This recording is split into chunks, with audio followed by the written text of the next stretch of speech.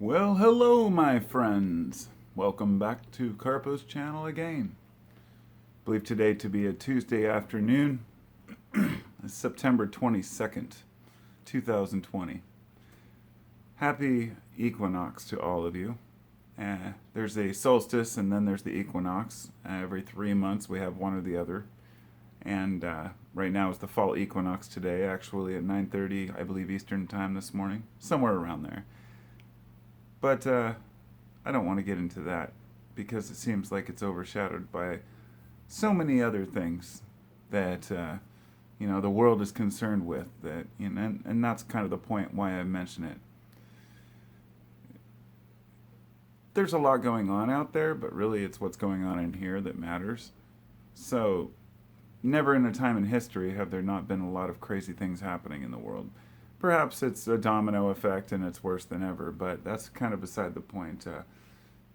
But I do a lot of reminiscing and thinking about, well, have things ever really been that different, or is my perspective skewed?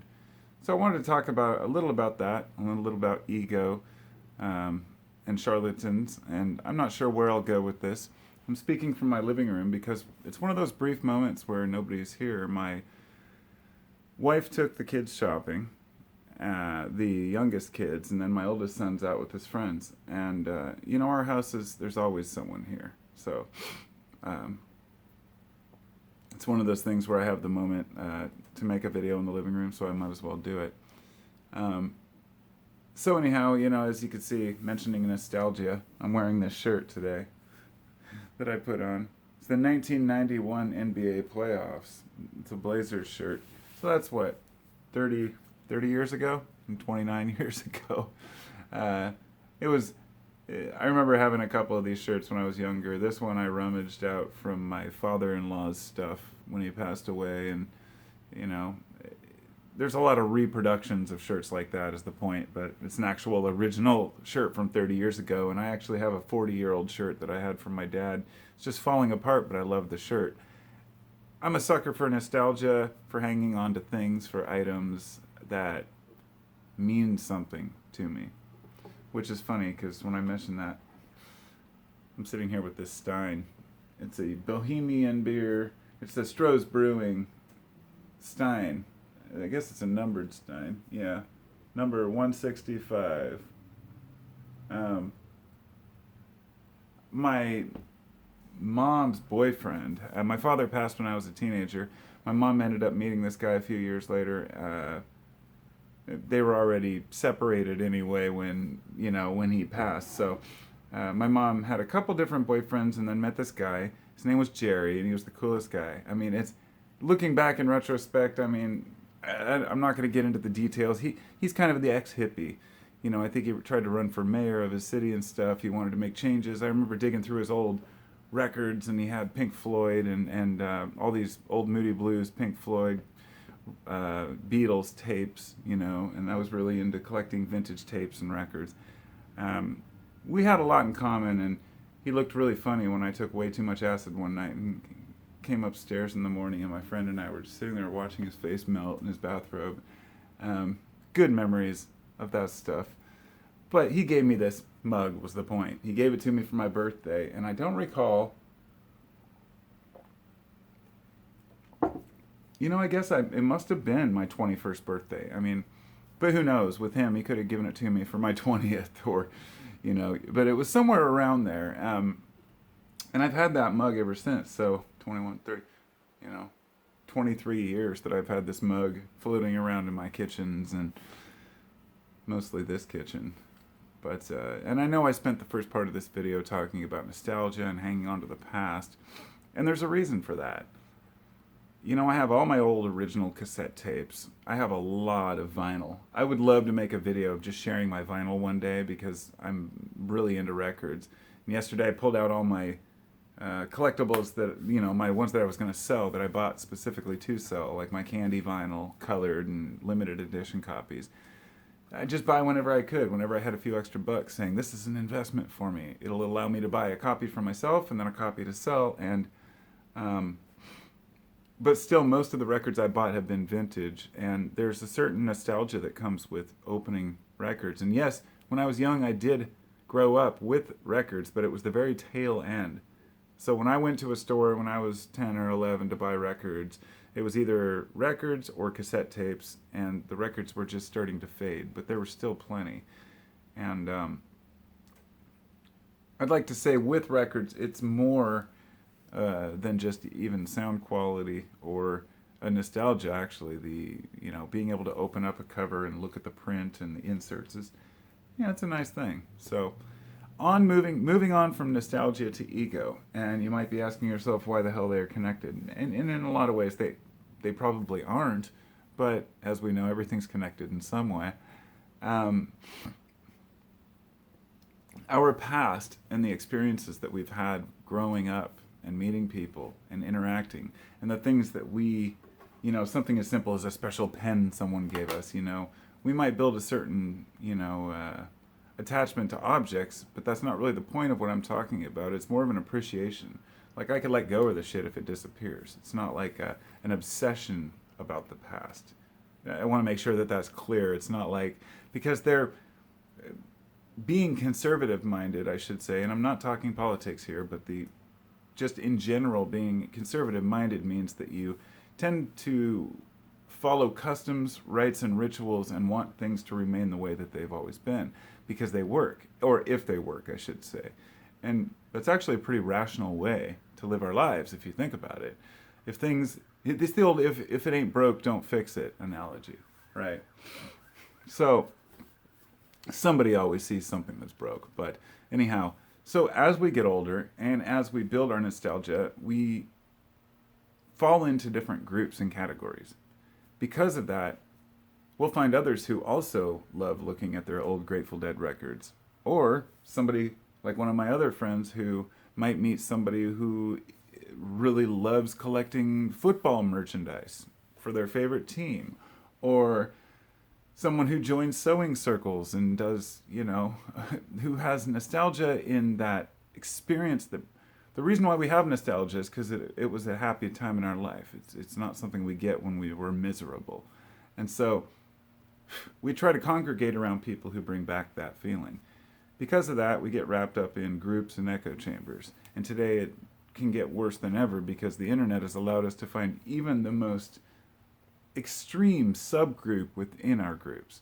Okay, so you like knitting? That's great. Oh, you like crochet, doing specific things. Okay, you like crocheting cats with mittens on them. You'll find a group for that, and everybody will find something that works for them. Most of them are pretty mundane, benign, and not a big deal, but part of who we are is built on that, and that's what ego is. When people talk about ego, it's not just somebody being egotistical, because I think there's a label put on what ego is. Ego is not somebody putting their nose up or being arrogant. Ego itself is who you are. So the idea of abandoning ego, when I was, in my younger years, learning about Eastern mysticism and Buddhism, when I was back in the 90s, I was like 16, I was like 18 or 19, I guess. Got really fascinated with these things, and came to the conclusion after processing and learning more for 20 years afterwards that okay, almost everything about ego is completely misunderstood in Western culture, just like everything in Buddhism, right? It's not about letting go of everything and wearing robes and not caring.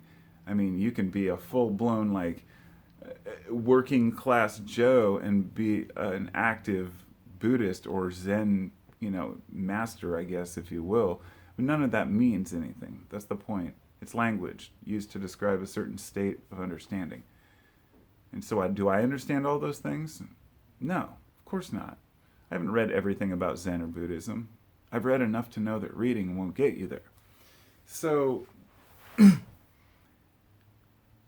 if your nostalgia is, let's say, church, you're always going to have this feeling of warmth and comfort if church was a good thing for you. Just like if you were a young monk, right? If the experience was good, you might have a nostalgia for it, or if not, not. I think it's really important to realize these things about ourselves, and letting go of this facade that we all put on, that we want to show the rest of the world, that we think we are, especially those who are younger, and I'm going to say the age of like 20 to 25, or maybe 18 to 28 or 30. I mean, you start to hopefully come down a little bit off your high horse once you reach your mid 30s. But, in that angst between teen and the, adolescent years, we tend to think in very simple, short, limited terms and believe that we see things the opposite. And I suppose I should explain that. It's the Dunning-Kruger effect, basically, but a little different. Dunning-Kruger effect says that the less you know, the more you think you know. There's a curve where if people are at a certain level, they pretty much know, they know nothing, but they think they know everything and have everything figured out, because it was very similar to Socrates, I guess it was, who said, the greatest wisdom lies in knowing you know nothing. So we grow out of our failures and our misunderstandings and laugh at ourselves. And if you can't laugh at yourself, if you take yourself too seriously, then you've already lost the game. But as you get older, you also realize you have to be serious about certain things. Otherwise, everything gets destroyed around you, But when you're young, your view is limited by how much experience you've had. And the more experience we've had can also limit us if we're stuck in an echo chamber. And right now, it can be really bad for some people. I can't sit here and say mine is any better, or my information or knowledge is any better, or my ego is any safer for me in my life. Let's say not safer, but rather useful and beneficial. If we're talking about ego as this I'm better thing, it's an issue. But if we're talking about ego as I am different from you, why is that an issue? It's an issue right now in society because many people, I hate to put it as homogenization, but there's this, we've always celebrated diversity, right? Now people are afraid to even talk about diversity. It's that old, I don't see color, or, oh, I didn't even know you were gay, or, the way people talk to one another, they're afraid to even say or assume anything, for example. And that's probably a good thing. We shouldn't assume about one another. But it shows that a sense of kind of fear that we might say the wrong thing, because we do care about one another. We don't want to offend other people. And there are some who do. I'm guessing, I'm not ignorant to the fact that there are two camps of people. And I've really realized this lately more than ever before. It has become extremely clear that there are people who have empathy for everyone else. And then there are people who feign empathy because everyone else does it. And I'm not talking about sociopaths or psychopaths who maybe don't have empathy or the inability to feel the way others do. I'm talking about the people who suppress their empathy for others because to feel bad for someone who is different than you would go against your beliefs, whether it be socioeconomic, political, or racial. And I understand there's a certain amount of room we have within us to feel bad for other people, so people would make you think. Honestly, I feel bad for people all over the place, and I'm not talking like pity or, oh, these poor people, but rather realizing that every fucking individual out there is a solitary human being who has gone through their own bullshit in life and has fucking struggled and worked, regardless of whether they are rich or poor. The way that we treat the rich people as if they've worked so hard, to get where they're going, is the same way we should be treating mothers and fathers who raise children, or teachers and educators who, I heard a quote the other day. It said, this was great. It made me think. It said, when a soldier, what was it?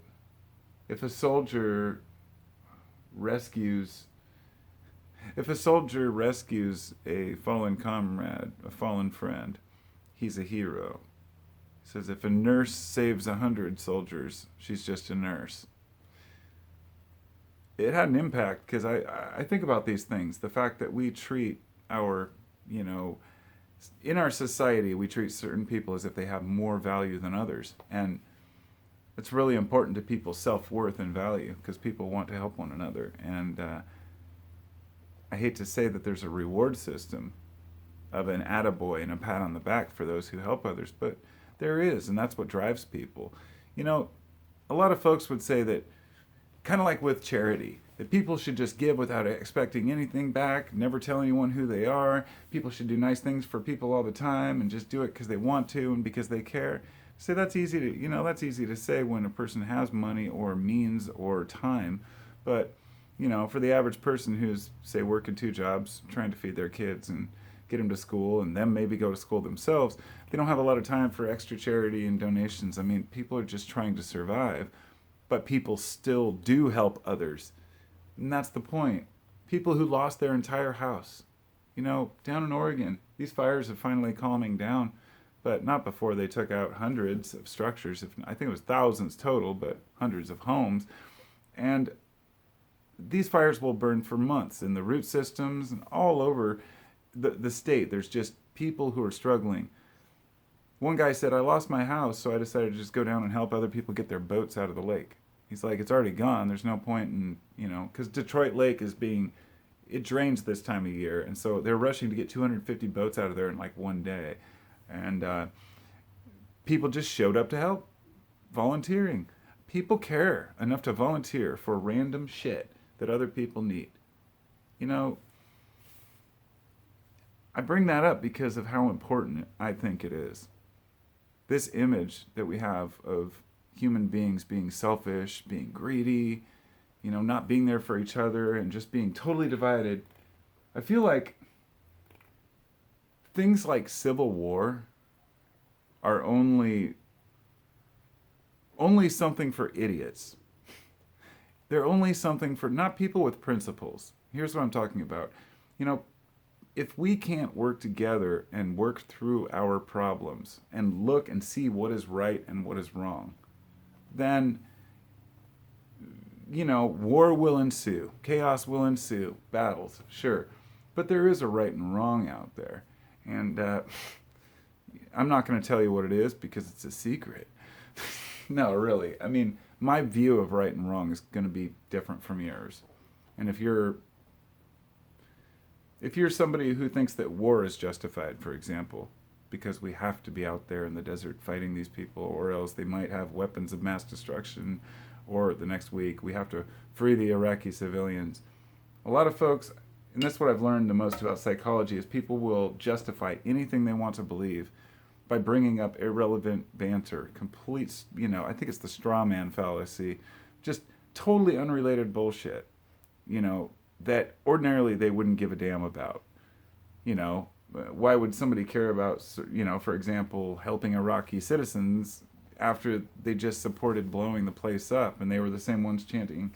I'm just speaking generally, situations that I've encountered and people that I've talked to in the past. And with this virus, it's really no different. People will just continue to pretend like it doesn't exist until it does exist, and then it'll be like, whatever, it's not as bad as they made it out to be. And maybe it's not. I'm not arguing that. I'm just saying that I've seen a lot of bullshit and self aggrandizement, but also self-lying, lying to ourselves lately, especially over the last, a couple years. And not just because of the president. No, I'm talking about, there's more going on than that. It's just a symptom. But I'd like to leave on a good note and maybe get back to the point of ego, which is, in today's world, you have to know who you are. And especially if you're going to post things online or talk with people on the internet, you can't be a snowflake. So, for lack of a better term, you can't be weak, you can't be scared, you can't be afraid of criticism.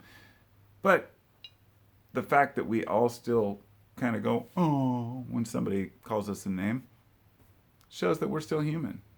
If you stop caring about what anyone thinks, I think that might be, let's just say it's not something to aspire to. But to be able to look at something and laugh at it and say, okay, that's not true, but I'm not going to react by whining about it.